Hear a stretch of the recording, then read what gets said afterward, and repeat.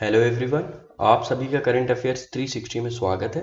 उम्मीद करता हूँ आप सभी लोग बहुत अच्छे होंगे। तो आज के इस वीडियो में हम पढ़ेंगे 28 अगस्त 2020 के करंट अफेयर्स। इसी के साथ ही अगर आपको इस लेक्चर का पीडीएफ फाइल डाउनलोड करना हो तो आप डिस्क्रिप्शन में दिए गए टेलीग्राम चैनल को ज्वाइन करके पीडीएफ फाइल आसानी से डाउनलोड कर सकते हैं। तो चलिए चलते हैं आज के पहले क्वेश्चन की ओर। तो आज का पहला क्वेश्चन है, हाल ही में किसे एसबीआई म्यूचुअल फंड के नए एमडी और सीईओ के रूप में नियुक्त किया गया? Recently who has been appointed as the new MD and CEO of the SBI mutual fund? तो हाल ही में विनय एम तोनसे जी को एसबीआई म्यूचुअल फंड के नए एमडी और सीईओ के रूप में नियुक्त किया गया है। यही है विनय एम तोनसे जी। इन्होंने किसको रिप्लेस किया है? इन्होंने रिप्लेस किया है अश्वनी भाटिया को। तो अगर बात करें एसबीआई म्यूचुअल फंड की, तो इसकी स्थापना 1987 में हुई थी और इसका हेडक्वार्टर कहाँ है? इसका हेडक्वार्टर है मुंबई में। तो चलिए चलते हैं अगले क्वेश्चन की ओर।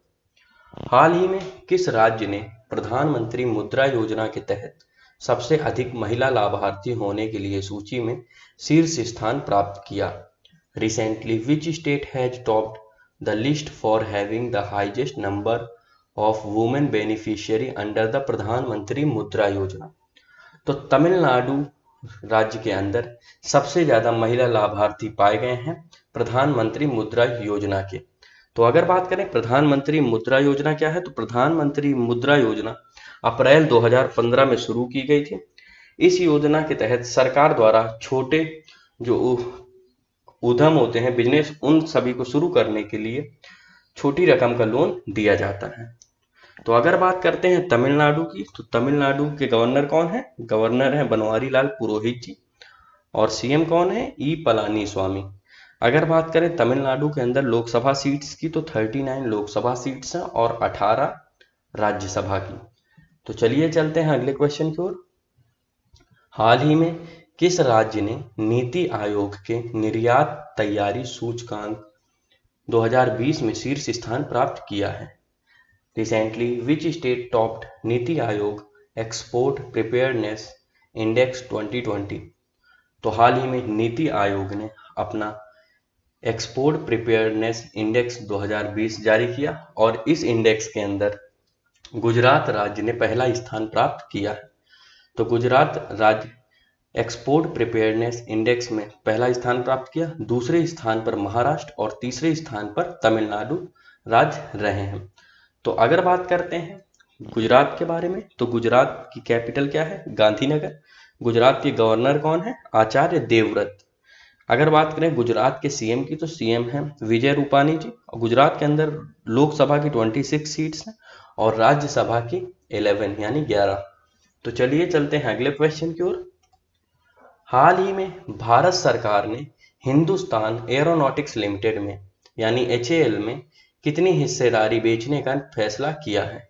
Recently government of India has decided to sell how much stake in Hindustan Aeronautics Limited? तो हाल ही में भारत सरकार ने फैसला लिया है 15% अपने स्टेक बेचने का हिंदुस्तान एरोनॉटिक्स लिमिटेड के अंदर। और इन 15% स्टेक की लगभग कीमत होगी 5,000 करोड़ रुपए के आसपास की।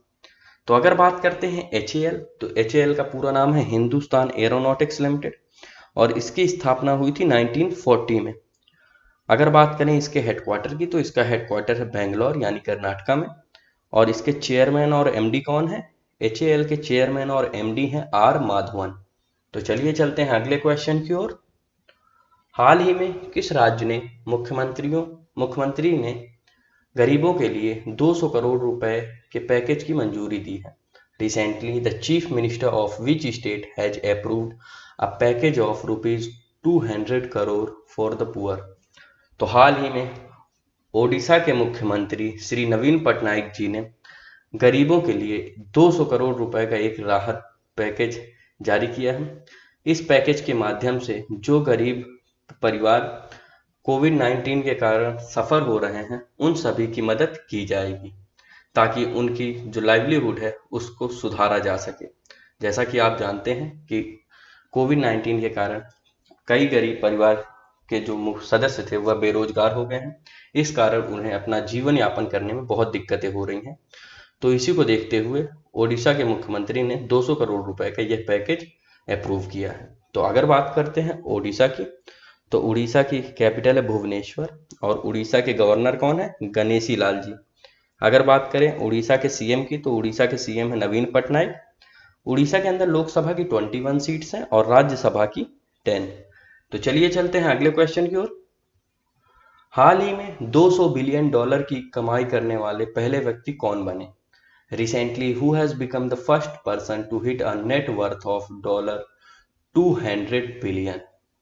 तो हाल ही में जेफ बेजोस की नेटवर्थ 200 बिलियन डॉलर को क्रॉस कर गई और यह पहले व्यक्ति बने हैं जिनकी नेटवर्थ 200 बिलियन डॉलर से ज़्यादा हो गई है।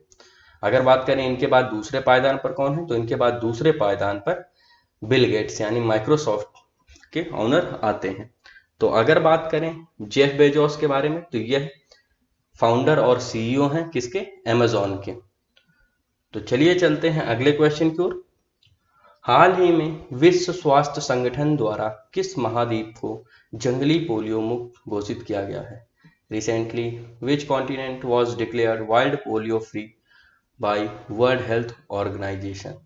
तो हाल ही में वर्ल्ड हेल्थ ऑर्गेनाइजेशन ने अफ्रीका कॉन्टिनेंट को वाइल्ड पोलियो फ्री घोषित कर दिया है। अगर बात करें कि अब दुनिया के अंदर कौन से देश हैं जिनमें अभी पोलियो वायरस बचा है, तो अभी अफगानिस्तान और पाकिस्तान के अंदर ही दुनिया में पोलियो वायरस बस बचा है। तो अगर बात करें वर्ल्ड हेल्थ ऑर्गेनाइजेशन की, तो वर्ल्ड हेल्थ ऑर्गेनाइजेशन का हेडक्वार्टर कहाँ है? इसका हेडक्वार्टर है जेनेवा, स्विट्जरलैंड में, और इसके स्थापना हुई थी 1948 में। और इसके प्रेजेंट टाइम में WHO के डायरेक्टर जनरल कौन है? टेड्रोस एडानॉम। तो चलिए चलते हैं अगले क्वेश्चन की ओर। हाल ही में किस बैंक ने भारत में ओमनी कलेक्ट नाम से one stop business solution launch किया है? Recently which bank has launched one stop business solution named omni collect in India? तो हाल ही में HSBC बैंक ने इंडिया के अंदर ओमनी कलेक्ट नामक एक वन स्टॉप सॉल्यूशन लॉन्च किया है। इस one stop solution omni collect के माध्यम से बिजनेसों को बहुत आसानी होगी, क्योंकि इसके माध्यम से जो बिजनेस हैं वह आसानी से अपने पेमेंट्स जो वेरियस डिजिटल पेमेंट्स होते हैं उसको इजीली एक्सेप्ट कर सकते हैं। तो अगर बात करते हैं HSBC बैंक के बारे में, तो HSBC बैंक के बारे में आपको पता होना चाहिए इसका हेडक्वार्टर कहाँ है? इसका हेडक्वार्टर है मुंबई में। और HSBC बैंक के सीईओ कौन है? सीईओ है सुरेंद्र रोशा जी। तो चलिए चलते हैं अगले क्वेश्चन की ओर। हाल ही में भारत ने किस देश के साथ एक नया नदी व्यापार मार्ग शुरू करने का निर्णय लिया है? Recently, India has decided to launch a new riverine trade route with which country? तो हाल ही में भारत ने बांग्लादेश के साथ एक नया रिवराइन ट्रेड रूट शुरू करने का निर्णय लिया है। यह ट्रेड रूट कौन सा होगा? यह होगा सोनामुरा, जो कि त्रिपुरा में है, टू दौदाकंडी इन बांग्लादेश।